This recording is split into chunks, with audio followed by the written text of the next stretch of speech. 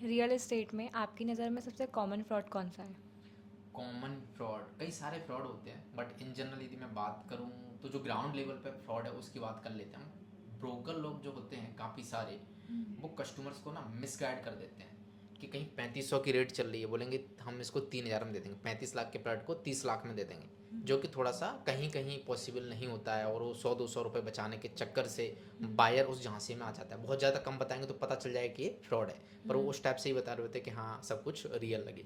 अब इस केस में क्या होता है कि ऑलरेडी किसी प्रॉपर्टी, ऐसा कई बार फेस किया हुआ है, कई बार ऐसा सुनने में भी आता है कि कस्टमर्स भी ऐसा बता रहे होते हैं कि उस प्लॉट की ऑलरेडी रजिस्ट्री हो चुकी है और उसके बिहाफ पर उन्होंने टोकन अमाउंट ले लिया और देन कुछ 25-30% अमाउंट ले लिया, और उसके बाद और भी अमाउंट की वो डिमांड करते हैं। बट जब बायर रजिस्ट्री के लिए बोलता है, क्योंकि उसकी ऑलरेडी रजिस्ट्री है ना, तो अलॉटमेंट लेटर बिल्डर से मिलेगा नहीं, एनओसी नो ड्यूज ये सब चीज़ें मिल नहीं रहे होंगे, ठीक है। हाँ। तो उस केस में वो बहुत परेशान होता रहता है, चक्कर लगाता रहता है।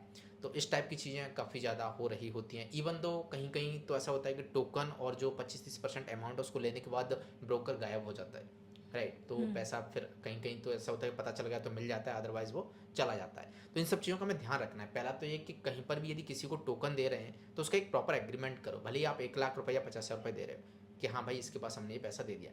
दूसरा, कोई भी रैंडमली किसी व्यक्ति पर ट्रस्ट मत करो।